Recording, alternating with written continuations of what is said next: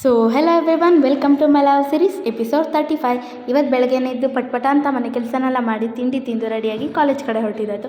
ಕಾಲೇಜಿಗೆ ಬಂದು ನೋಡಿದ್ರೆ ಎಲ್ಲ ಅಸೆಂಬ್ಲಿಗೆ ಟೈಮ್ ಆಯ್ತು ಅಂತ ಹೋಗ್ತಾಯಿದ್ರೆ ಇವಳು ನೋಡಿ ಏನು ಮಾಡ್ತಿದ್ದಾಳೆ. ಅದೇನೋ ಹೇಳ್ತಾರಲ್ಲ, ಮಾಡೋಕ್ಕೆ ಕೆಲಸ ಇಲ್ದವ್ರು ಅದೇನೇನೋ ಮಾಡಿದ್ರಂತೆ ಅಂತ, ಆ ಥರ ಆಯ್ತು ಇವಳ ಕತೆ.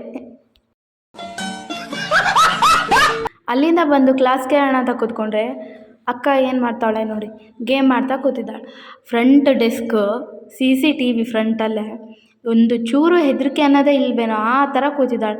ನೆಕ್ಸ್ಟ್ ಅವಳಿಗೊಂಚೂರು ಉಕ್ಕೊಂಡು ಅದಾದಮೇಲೆ ಒಂದು ಪ್ರೋಗ್ರಾಮ್ ಇತ್ತು, ಅದನ್ನು ಅಟೆಂಡ್ ಮಾಡಿ, ಅದಾದಮೇಲೆ CMPLದು ಒಂದು ಮೀಟಿಂಗ್ ಇತ್ತು, ಅದನ್ನು ಕೂಡ ಅಟೆಂಡ್ ಮಾಡಿ ನೆಕ್ಸ್ಟ್ ನಾವು ಕ್ಲಾಸ್ ಹತ್ರ ಬಂದ್ವಿ.